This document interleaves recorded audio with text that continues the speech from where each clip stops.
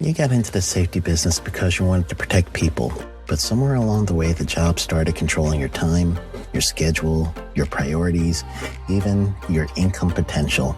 What if the expertise you've built over the years in the field can give you something more? More freedom, more control, more ownership of your future. I'm Sheldon Primus, the author of 7 Steps to Starting a Profitable Safety Consulting Business and the host of the Safety Consultant Podcast, with more than 350 episodes helping safety professionals become consultants and grow their career. Consulting changed my life. In fact, I'm a full-time RVer, and one consulting contract paid for my home I live in today. Now, I help safety professionals build their own consulting practice through bi-weekly coaching calls, accountability, and personal guidance. But this program isn't for everyone. Start with the Consultant Readiness Audit at sheldon.coach. What if everything we thought we knew about safety was just interference? From the host of the Rated R Safety Show and the founder of Safety FM comes the complete Signal Transmission Trilogy, now available in one powerful edition. Safety, in my opinion, the book that started the conversation. Safety Mutation, where the boundaries of culture, systems, and belief begin to break. And now, Safety Transmission, the final piece of the signal. For the first time, all 3 books are together in one volume. The Signal Transmission Trilogy, Complete Edition.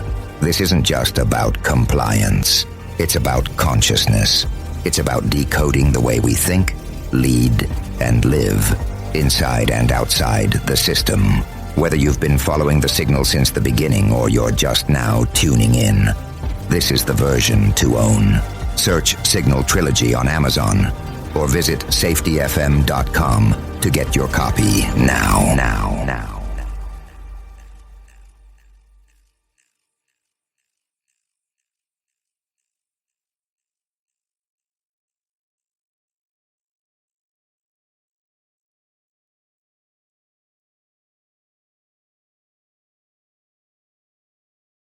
You got into the safety business because you wanted to protect people, but somewhere along the way the job started controlling your time, your schedule, your priorities, even your income potential.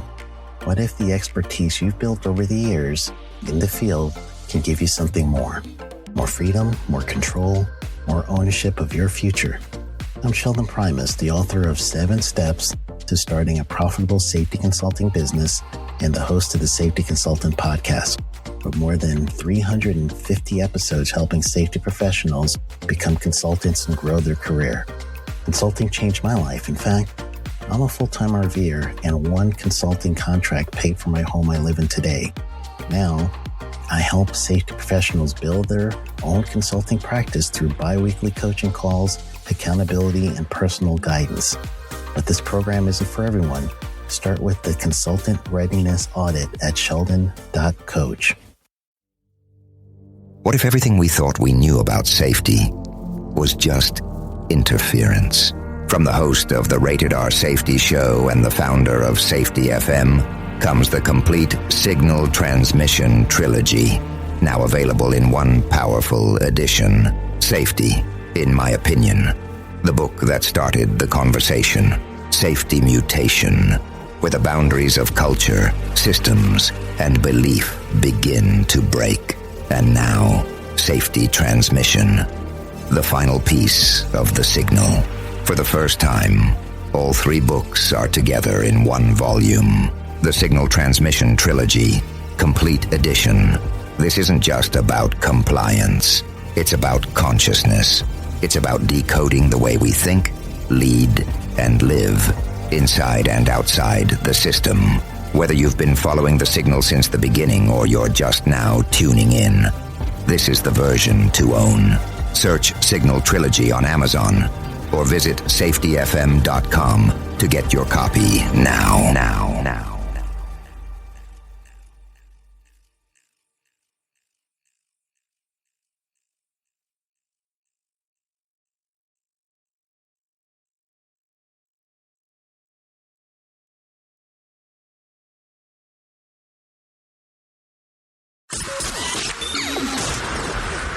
This show is brought to you by Safety FM. Well, hello and welcome to another episode of The Jay Allen Show. I hope everything is good and grand inside of your neck of the woods and you're having all kinds of fun doing whatever it is that you're currently doing during this midsection of the summer, because that's definitely what time frame we're located in. Anyways, I had the pleasure of speaking with Melanie Marshall as of recent, and I am so looking forward to being able to share this interview with you. So, are you familiar with Melanie Marshall? If you're not, let me give you some information. Who is she, you might be asking? She believes that everything she does is based on trust and that our energies are best spent on things that are meaningful.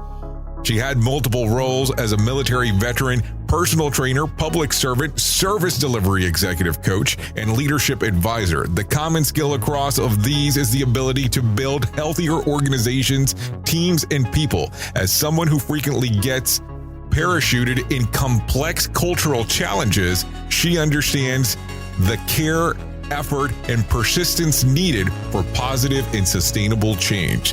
Enjoy my conversation today with Melanie Marshall here on The Jay Allen Show. The Jay Allen Show is streaming now on safetyfm.live. So let me kind of just ask you, how did you get started down this journey where we're able to find some things on when we did some of the background search on you, but there was a gap there. And I don't know if there was an intentional gap, but hey, I guess we'll kind of get into that. But how did you get down into this journey where you got interested in interacting with organizations and the word trust? So trust came out of years and years of frustration and anger. So I kind of fell into the organizational culture and change space. I've had half a dozen different careers throughout my life, but I had reached a point where I was going into organizations and the theme was consistent. People were saying that they weren't being trusted to do their jobs. They were feeling quite miserable. They wanted to do more. And if anything, the performance was suffering. So you would walk into an organisation and you can feel the culture within moments really quickly. And after a range of organisations where I was feeling that kind of vibe, and part of my job is going in and helping sort those out, helping people lift that spirit and deliver better things. But this one particular organisation was really, really flat. And after a cycle of organisations that were all in the same spot, I was getting really cranky, and I was sitting next to a mate at lunch. And I'm like, I don't know what it is, but it's either I'm doing something wrong or other people are doing something wrong. But I'm so cranky. I'm really just done. I need to do something different because the job that I'm doing just isn't enough. And I'm sick of being pigeonholed as this cultural change person or org change person or something. It's a joke. And he said, I said, what's my thing? I should write a book because I've got to get all of this anger, this energy out. And he said, you're all about leadership. And I rolled my eyes. I'm like, oh, gosh, no, the world does not need another leadership expert, please. And I did a little vomit in my mouth. I'm like, no, that's not me. And the thing that really, really grinds me, makes me really, really cranky is that people don't trust each other. If there was more trust in an organisation, everybody would perform better. And boom, that's what it was. I said, that's the thing. I'm going to write about trust. I said, because I do know that when I can trust other people and when they can trust me, things are just magical. It's like you have these magical unicorn moments where everything is just humming along. Everyone performs at their best. And it's great. It's fantastic. It's such low effort when everybody's in that space, and high performance just naturally follows. And it's not soft and fluffy. So if people are going to go down this path of, telling people that, it's all about communication, engagement. I said, well, that's garbage too. It's I was going to say, I would hang up on you. Yeah, that's right. Exactly. Because I'm so sick of people focusing on, what they think are the soft skills. It's like, well, there's nothing soft about trust. You've either got it or you don't. And when you don't, it's dangerous. So how much buildup did you have before you got to this point? Because this sounds like years of aggravation before you got here. So how long are we talking? Oh, I've been playing in this space now for, I would say, about 20 years. So now that you acknowledge it, so 20 years, I mean, that's a long period of time. So all of a sudden, boom, this comes to you. You're frustrated. You say, okay, this is my thing. When you start going down the path, how do you go, how is this going to make sense into a book? Like, because there's a lot there. Because I know. I'll tell you, I have all kinds of ideas. If I ever had to sit down and properly write a book, I'm done because it's probably not going to happen. So how does it come up that you're able to structure it?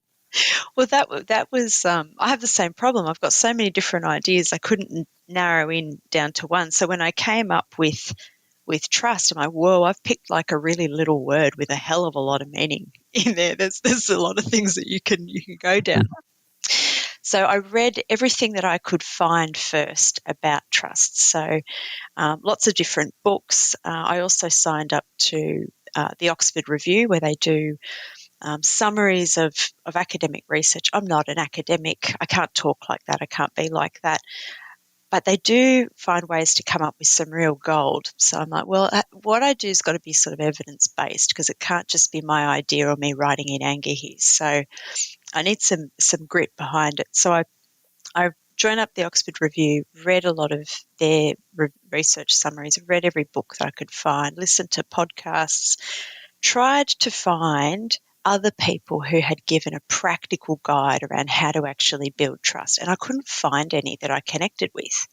And I definitely couldn't find any that my clients would connect with either, because they were either written from a bit of a touchy-feely kind of generic lens, or they were written from, larger consulting companies and firms who, they connect when you're in that sort of consulting space. But if you're talking just you and I, or a small team, or even a larger organisation, I couldn't find a way that it was practical. So knowing that there was a gap, the way that I then structured the book was really about defining what's the problem that we have. What is it that is happening? What is the impact around not having trust? And who do we need to be as people in order to be able to lead with trust? Because trust needs to be assumed as opposed to earned. And that's it's a really weird fundamental thing for people to flip like that, because we've all been burnt, right? We've all trusted somebody, been disappointed. We've all burnt somebody else's bridges before by saying that we'd do something and then we didn't. So there's a lot of fear around giving your trust to somebody, or assuming that you can trust someone. So I had to understand, well, what are all of those sorts of things that are holding people back from trusting one another? And then once you understand the context, and trust is very contextual, because I could trust you, here and now, us talking, this is great. In another environment, would I trust you to look after, my child who might be a little bit of a handful sometimes? Maybe, maybe not. Don't let them listen to this later on. Yeah. So understanding the context that you're in, all of the different things that you're playing with other people, where they're at within their mindsets around who they trust, why they don't trust is key. Then finding out, who you need to be, and coming up with those core competencies, I call them. It's not a formula. You can't formalize trust. It's definitely not a linear thing where you go, well, if I do X, Y, Z, I'm going to get trust. Like, no, that doesn't work either. So let me and I apologize for interrupting you, but you have a lot here. You have a lot. So I want to make sure that we're able to get into it. You said something that I really like, because you say that you went and you talked to the academics, you received some data, and that's what you started to put into practice. I always like modeling, and I always like data sets, because I think that they're important for when you're actually trying to move forward with a project. But you said something in regards of assume trust opposed to earning trust, which is, I'm going to say, different than when you're inside of this environment, when you're doing the worldly things. We'll put it that way. So when you say they assume trust, does it almost, do you look at it from the standpoint that it comes with a ranking or a position inside of an organization? Does that come with a title? Is that how you would envision that? Or I just wanted to see if I can get a little bit more context Yeah, on that for sure. yeah. Trust is not about titles in any way, shape, or form. And it's interesting because in an organizational context, if an organization is calling out that they're going to be trusted, it means that they're not. And it means that they don't quite get it yet. Right. Yet. I say yet because it's a learned thing. So if you're in a position, whether you be a CEO, whether you're being a middle manager, or you are, at the coalface, you're all in a position where you can lead with trust, because nothing that we do is in isolation. No organisation operates as a solo individual, and even if you are an independent sole operator like myself, there's a lot of people that I need to be able to trust and lean into in order to do my job the best way that I can. So, it's definitely not positional. What I came up with were what I call the heart and soul competencies of trust. And these are the things of who we need to be. So quite often we focus on trust about being honest, empathetic, and reliable. And they're three very key things that came up in the research around what you needed to be. But what I found is that there were moments where I was those things, but it still wasn't enough. And I was still making mistakes and scratching my head. It was like, what was I doing right or wrong in that moment? And interestingly, those competencies came from a conversation and a discussion that I had with a grocery, like a supermarket checkout operator. And his name is Andrew, and I called him Adam in the book because to protect his identity. But he's cool with Where me do you calling shop? him out. No, I'm joking. Yeah. Well, he's cool with me. He's cool with me releasing his name, so it's all good. But Andrew was amazing. He always served with such joy and such delight, and genuinely cared for all of the customers that came through his checkout. And I watched him for months just being in total service to people. And this one particular day I thought, you know what, I'm going to go and I'm going to find out how he's doing, because he's really inspiring and I don't even think that he knows it. So it was my turn to get served, and I said, hi there, and I could see that his name was Andrew. So I said, hi, Andrew. You are always so amazing with people. You really serve with so much joy and you're inspiring, and I don't think you realise that. But how are you doing? And he stopped and he thought and he looked and he was a bit shocked, and he said, well, actually, I think I've lost my life purpose. Whoa, okay. This got deep at the cash register right away. Yeah. And that's not, that's definitely not the conversation I was expecting. But I thought, wow, he has trusted me with this information and he doesn't even know me. And that's a really big statement to make. And as he said it, he appeared shocked. He's like, oh, I can't believe I just said that. I said, that's okay. I said, I really appreciate the fact that you've just come out with that. And that's horrible. That's really horrible. Nobody deserves to feel like that. Was there ever a time where you actually did feel that you had a purpose? And he said, well, yeah, I did actually. I really liked to paint. I said, oh, okay. I said, is there something stopping you from being able to paint? He's like, well, no, I think I've just kind of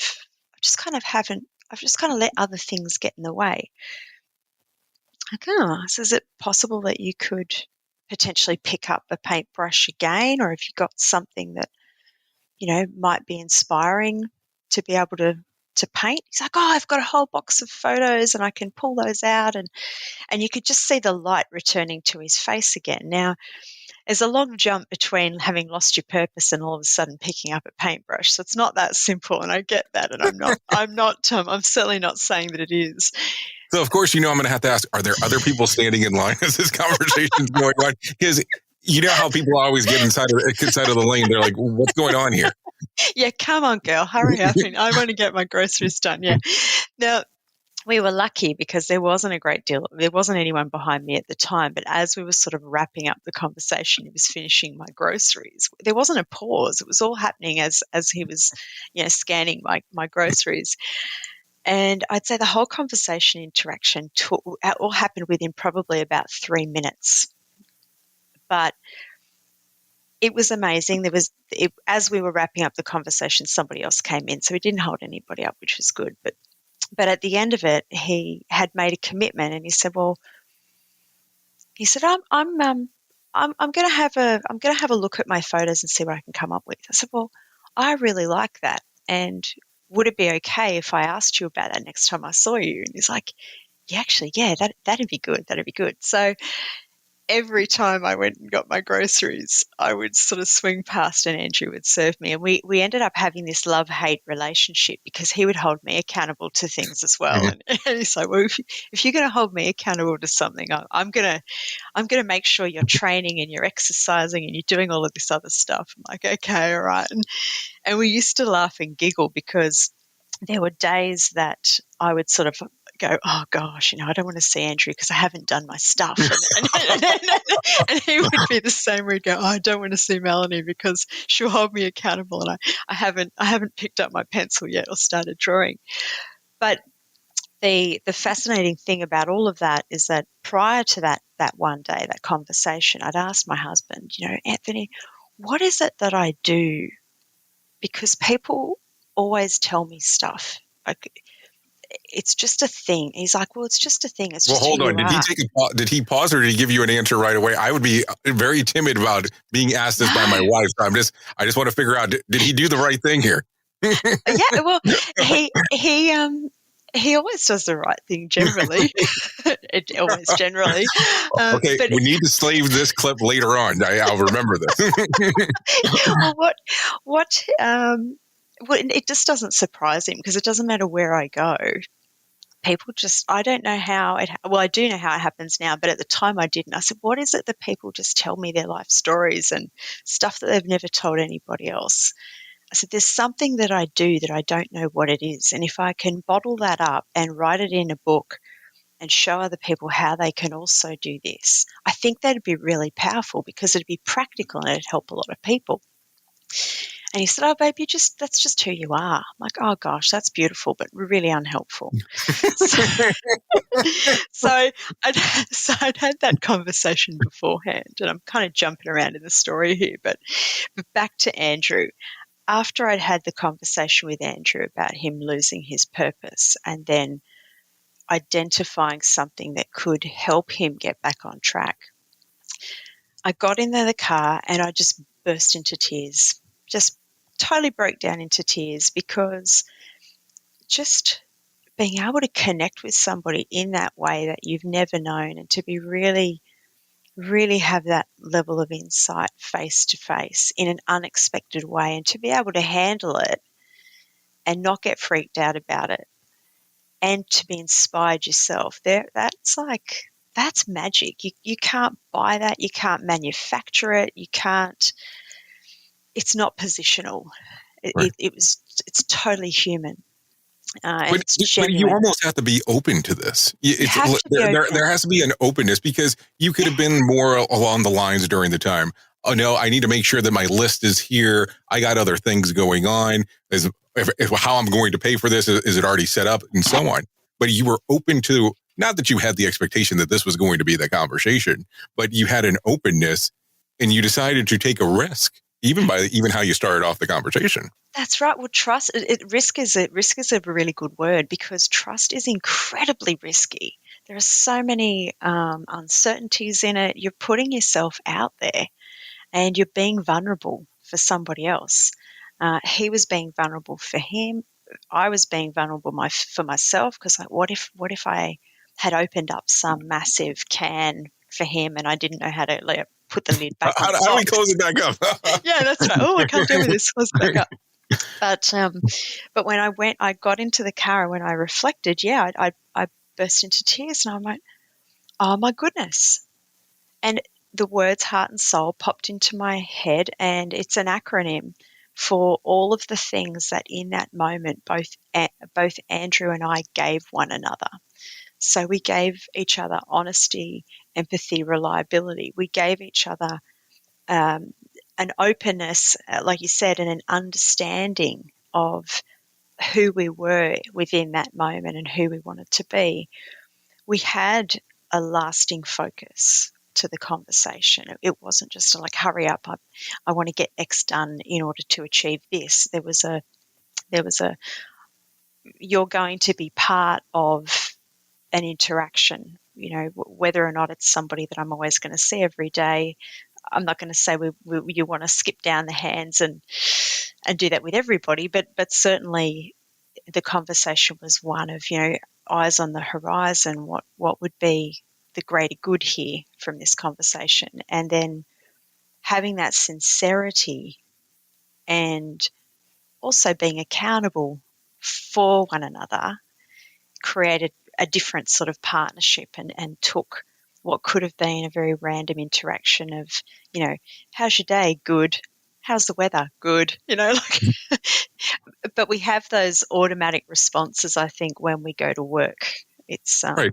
So, and that's where I would like to go next. I mean, of course, this started a very interesting interaction with you two. It also started a journey to an extent, because now when you're seeing him, you're holding him accountable in regards to painting. And then he's holding you accountable in regards to the gym stuff, which I think is interesting, because I recently watched a video of you talking about being not wanting to go to the gym, but you did go to the gym just to make sure that you got the work done, even though you didn't love it at the time that you were doing it. I think it's a great video. Oh, yeah. Yeah, there's a lot of things that I hate doing, but I know that there's a trend, I think, where the things that I hate doing tend to be the better things for me. Most beneficial is normally the way that it actually works out. It's about chasing the feeling, right? But so let's go a little bit deeper here. So let's talk about someone that you know. So as you're doing these interactions potentially at work, this might be people that see you every day. So it's not going to be we won't call it the aha moment, but a kind of that interesting interaction. They see you every day. They've seen how you are. How do you build this level of trust or this level of communication inside of a scenario where someone might know you from the day that you walked in to where you are currently? Yeah, it's being, and I know this sounds really trite, but it's that whole ability to be human. I got some feedback years ago, and I'm not a fan of being human, I must admit. Hold on. What are you trying to tell me here? Well, nobody likes to show their flaws, right? We like to think that everything's all cool and perfect and fine, but the reality is it's just not. And when we show that we're fabulously flawed, we show a weakness, and it's scary. You don't want those weaknesses to be, I guess, exploited. And we all come with baggage, right? We all come with experiences from other organizations, experiences with other people that we've had. And it's about being able to own your own beliefs about trust. And if I want people to trust me, what are the blockers that I'm putting up for me not trusting them? So it's that making sure that the checklist that you have in your head of what other people need to do to what you feel earn your trust. How easy is it for you to earn their trust? So it's really understanding that, and the key is definitely about being honest with who you are and where you're at. And when people can see that you're relatable and you're human and you're not perfect, that in itself gives people permission for them to also be the same with you. And I had a real turning point conversation with a guy called Dave, and I was working in a large hospital, and he was one of the wardsmen. And it was the toughest gig I'd ever had. I had just over 300 staff. I'd come into a culture that was known as being quite toxic. They were the problem kids, as that's how they were But hold on, described. you say this is the roughest one. You were in the Air Force at one point. I'm not taking this out of the equation. Oh, no. I would say the hospital environment was rougher than any military environment I've ever been in. Wow. Okay. Wow. Yeah. Okay. Yeah. Just that was my experience. Might not be other people's experience from the military, but my experience was the roughest, hardest organisations I've worked in have been hospitals. And so I was leading ward services, and they do the patient transfers, they do all of the administration as well as the infection control for patient flow. And anyway, Dave, if you can imagine, I'm not very tall. I'm about 159 centimetres. Dave is, like about 180. He's just a big burly bloke, big beard. He kind of looks like he belongs in a biker gang. And when you look at him, he's very scary and intimidating. But he pulled me aside one day and he said, you know what? He said, I wish you'd just stop being this corporate chick. I'm like, whoa, okay, what's that about? And he said, we know that you're under a lot of stress and a lot of pressure, and we know that you really care about us and that you're trying to do the right thing. And we want to be able to help you, but you won't let us in. I'm like, whoa, right. I've just gotten a lesson from the scariest burly bloke I know.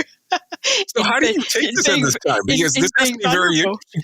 I mean, how do you take it? I mean, he's telling you this, like, let me in. How do you take the information? Yeah, well, first there was a bit of a long silent pause because you're waiting for the punchline like it was a joke.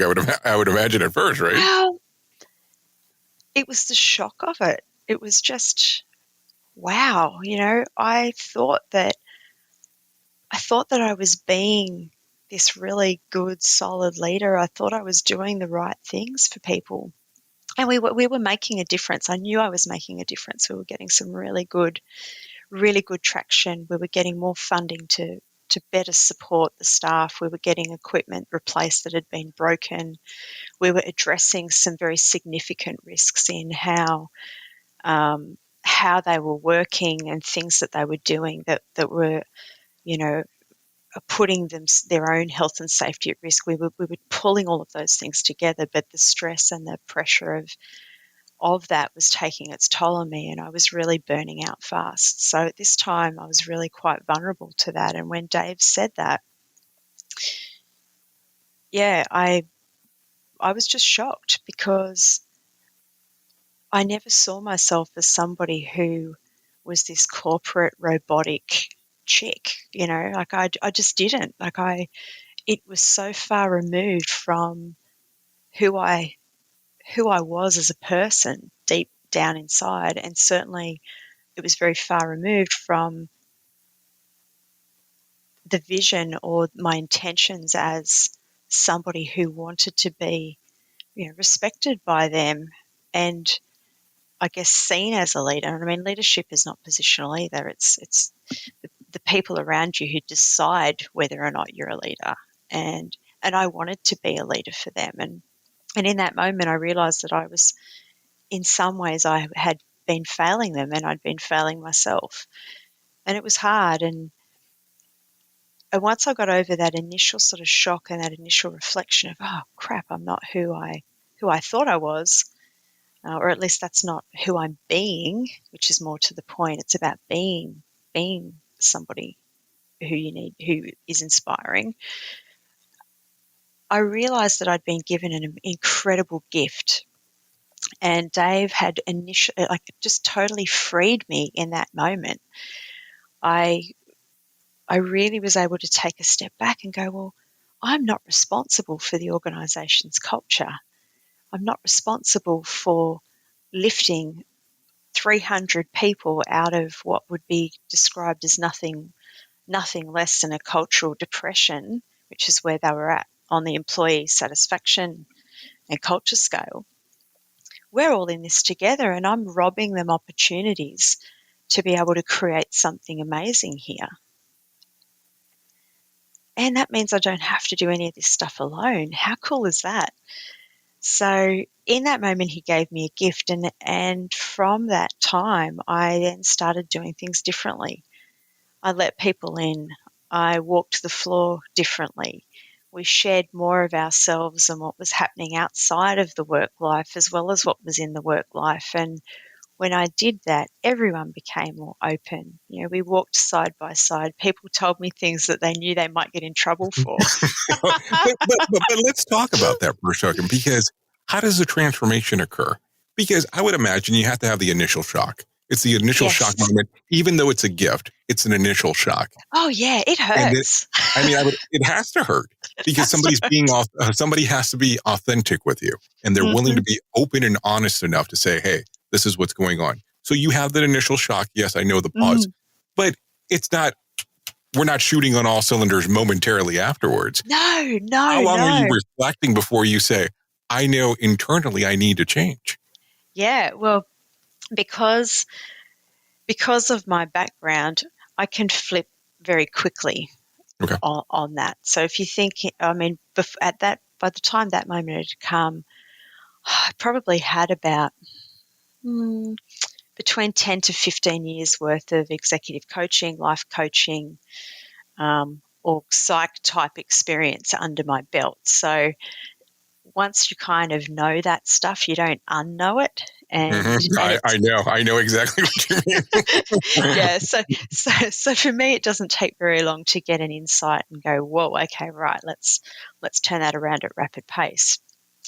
The thing that you've said is really key, though. Transformation doesn't happen overnight. It is a real face punch when you first realize I've got to not just change, I've got to totally evolve into something else entirely. And it's not just at a personal level, but organizationally we had to do that as well, because there were lots of things within our system that was broken, that was leading to people being angry, frustrated, behaving badly, accidents happening.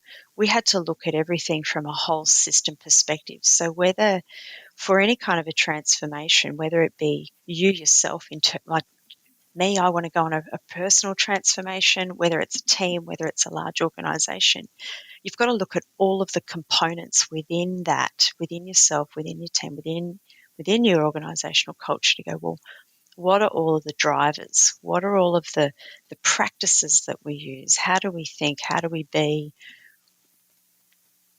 How does that all work together? So it's always about systems, your internal systems, your external systems, and your environment. I liken it to a professional football team, for example. They have amazing systems around them that enable them to achieve high performance. They've got a coach, they've got training plans, they've got equipment that works, they've got structured plays, they've got a range of people around them to make sure that they've got therapists, physios, to ensure that people are at their peak. The players themselves have to take care of themselves. They've got to get adequate sleep, put the right fuel in the tank with their food and their nutrition.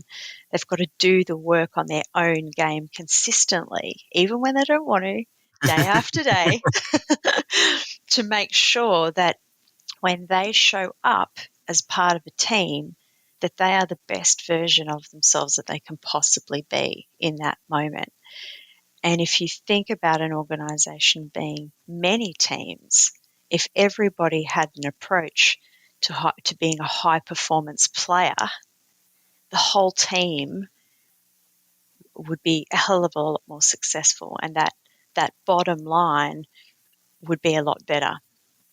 So yeah, it is definitely about understanding your context and the problems, who you need to be able to lead with trust and bring your best self to the table, looking at all of the structures around you and the supports that you have or you don't have that you need to create. And that's where the co-design of these things is really important.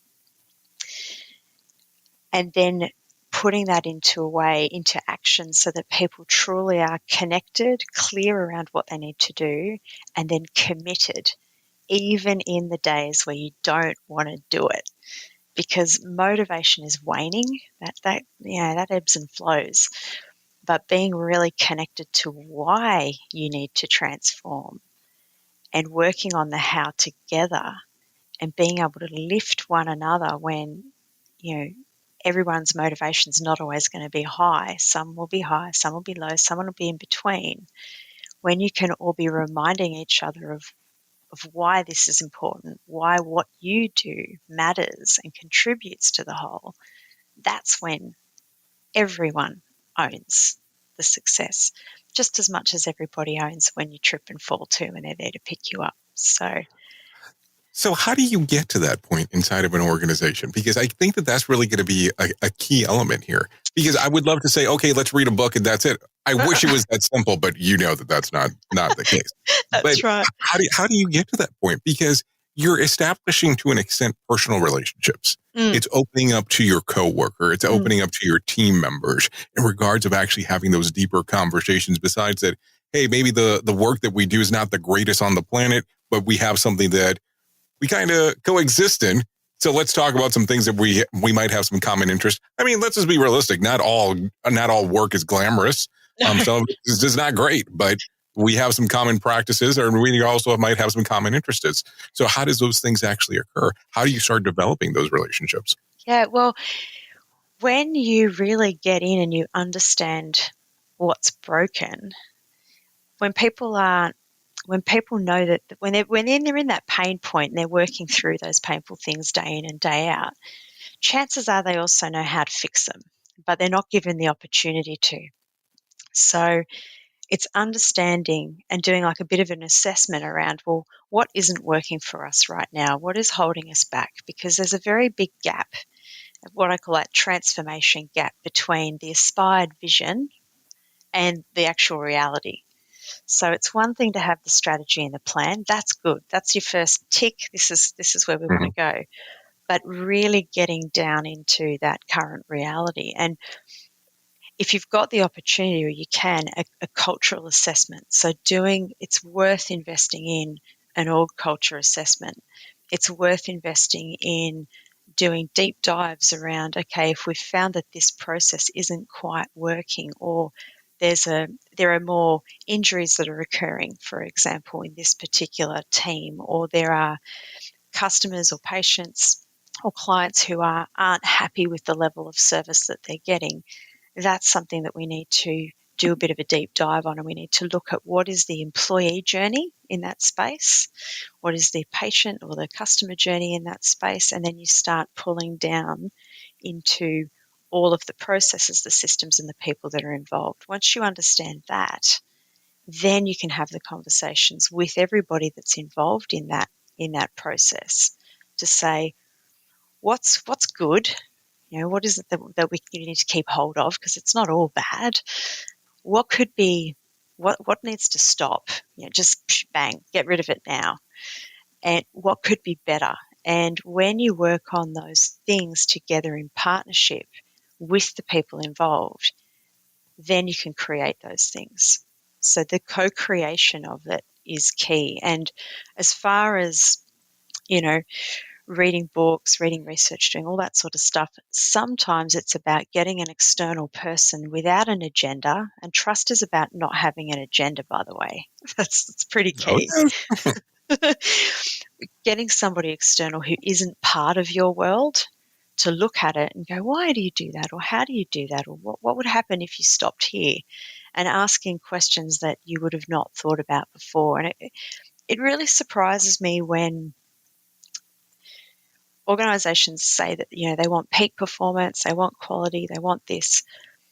And there's a lot of pressure on CEOs and managers and executive to achieve this. But quite often they're not given the support from a coach themselves in order to help them and support them through that, or offer a sounding board that is outside, because it doesn't matter how awesome you are. Everybody needs a mirror from time to time. So one of the keys, and I hate having to just sell the whole coach thing, but the reality is it works. So having somebody outside who can help you look in and work through the challenges as an independent is really, really useful. The other thing is it's got to always come from the people who are going to do the work. It can't be, boom, here's my solution, go forth and deliver. It's got to be a case of, look, here's an approach that within your culture, within your context could be really useful. How as a team can you do that, implement these things in a sustainable way, because you're going to have to live with this, right? For any change that occurs here, there's got to be an intent to be able to continue that on, and not just continue it, but to improve it. So making sure that everybody's got some skin in the game, hence a lasting focus to trust, is key.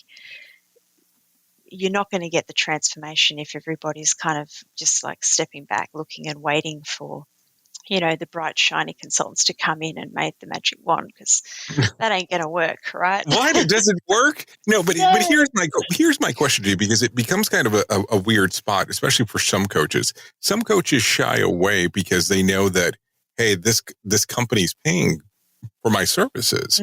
So how deep do I want to get? How do you shy away from that? Because it doesn't sound like that's the approach that you're taking. No, and I don't. And it doesn't sound like you're sucking into that reality distortion field that people have, where it's like, oh no, we are the perfect group. And they kind of give you this false reality on the things that are going on. And like everybody around this one person will start believing it. And it's like, what is going on? Like, I almost think it's like a cult-like sequence, but probably not a good thing to say. But it seems like that's how it is. So how do you reference both of those things there? Well, the first thing is knowing whether or not somebody is saying that they want transformation, or whether they truly are committed to making it happen. Okay. So I don't work with people who tell me that everything's all okay, because you know what? You're not ready, and that's okay. That's okay. That's totally okay. If you are working really hard at putting up a facade and saying that everything is all good, when if we were to scratch the surface, it would be obvious that you weren't. You're not in the right space to actually do the work to get a transformation. So you've really, that would be almost the type of person or organisation I'd say you're uncoachable in that moment. So I wouldn't bother. It would be a waste of their time and money, and it would be damaging to me as a coach coming in saying, oh yeah, I can help you with that, because it's very, very easy when you start talking to people, how truly committed they are or they're not to something. So I would put those on the shelf and say, look, you're not ready right now, and that's okay. If you change your mind, come back to me and we can have a conversation. For those that are ready, they're the ones who are already just pulling it all out. It's like, warts and all, this is all of our pain. We are stuck. We don't know how to do it. We need help. It's the ones that say we really just need your help. And I don't have a big team of consultants that come in behind me. It's not my MO.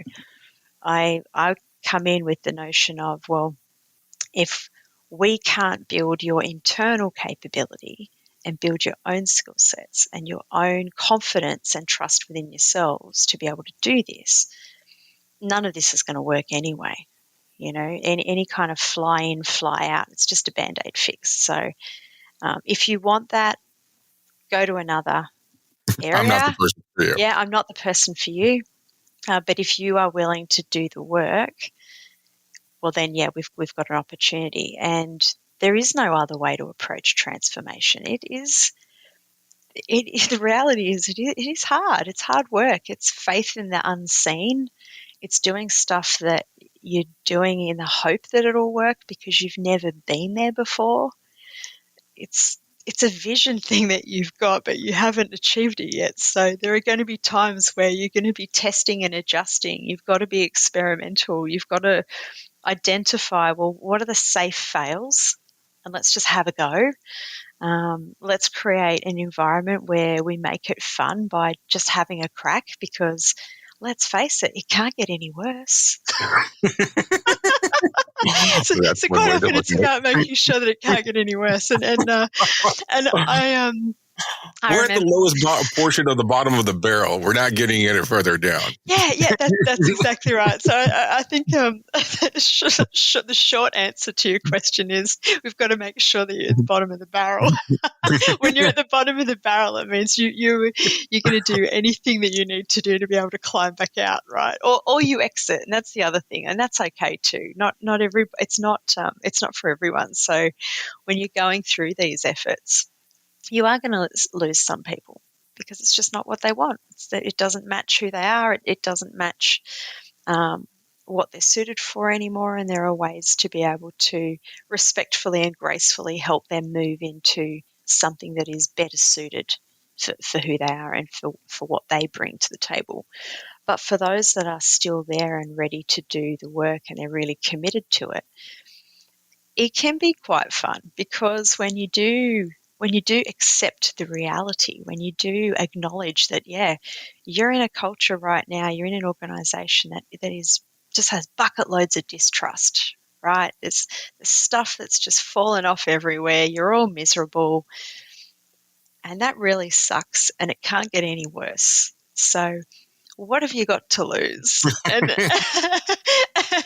and for the most part, when you have that conversation, it's like a little bit of weight just falls off people's shoulders, because they immediately go, "Oh, yes, you get it. Like you've been in this pain before." And I go, "Well, yeah, lots of times." But I do know that there's hope, right? As long as you acknowledge that this is here and now and you've got nothing to lose, and you're willing to sort of be a little bit experimental and test and adjust, because you can't break it anymore, I reckon you'll be okay. It's far beyond driven. This is definitely the way to look at it. Yeah. And even like one incremental shift, it will have like a ripple effect and a flow onto other areas. And it's quite phenomenal that when you're in an organization, you begin these sorts of journeys and these, I guess, recovery missions. What you find is that people also get their own personal benefit out of it as well. So you might come in to fix elements of the organization, but in really leveraging the talent that organizations already have and they've forgotten about, you actually lift individuals. You know, the impact that it has on their personal lives is phenomenal. You know, the impact that they have and the relief that they get in being part of something bigger. I mean, everybody wants to have purpose and meaning in what they do at work. And when we give people the opportunity to really bring them their best self to the table, yeah, it's amazing what can happen.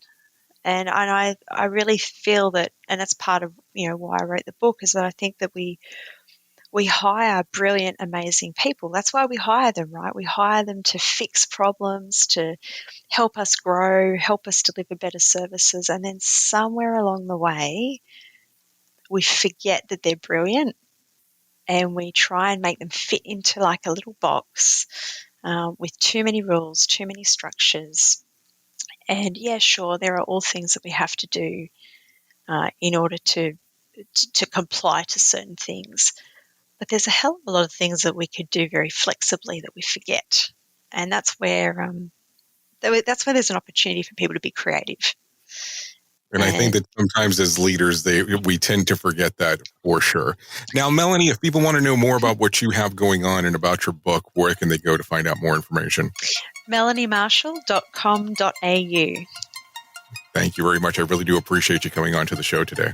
I've had a fantastic time and it's been such a joy. Thank you, Jay, for the opportunity. And thanks to everyone for listening. Well, this is going to bring another episode of The Jay Allen Show to an end. To find out more information about the book, Trust, the Foundation for Healthy Organizations and Teams, go to MelanieMarshall.com.au.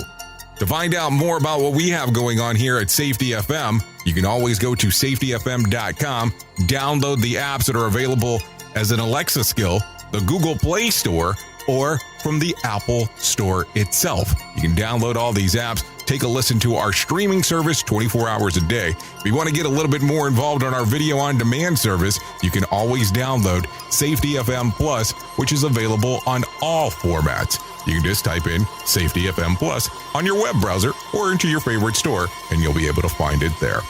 Anyways, thank you for taking a listen to what we have going on here today. This will bring another episode of The Jay Allen Show to an end. Goodbye for now, and we'll see you soon.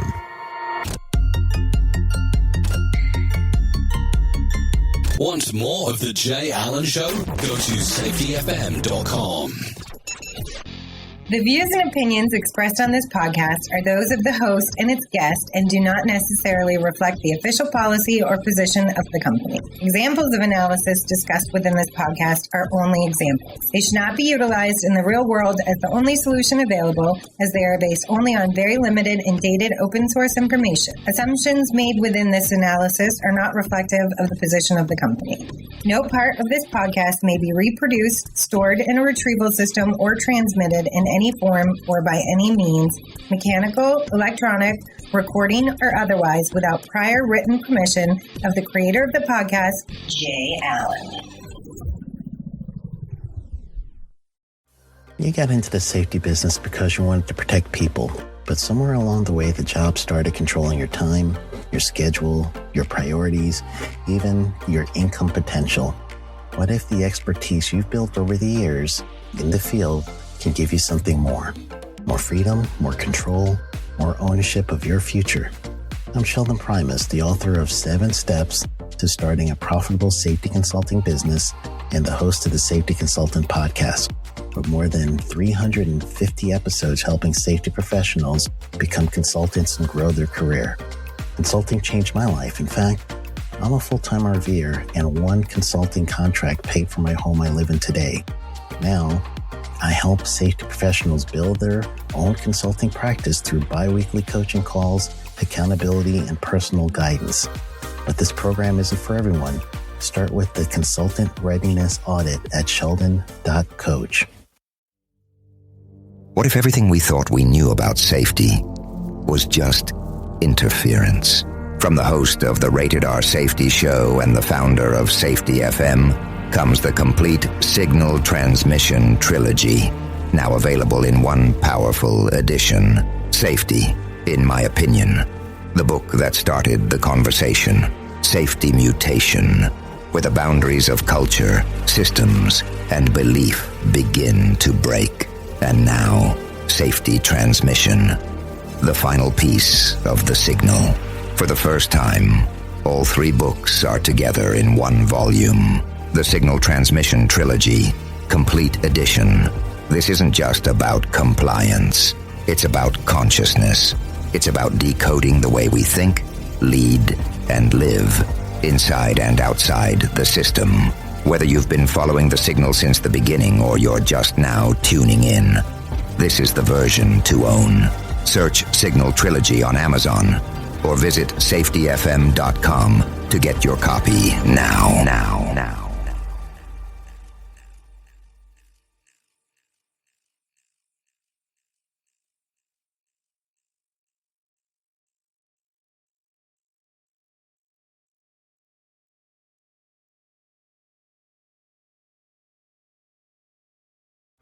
You got into the safety business because you wanted to protect people, but somewhere along the way, the job started controlling your time, your schedule, your priorities, even your income potential.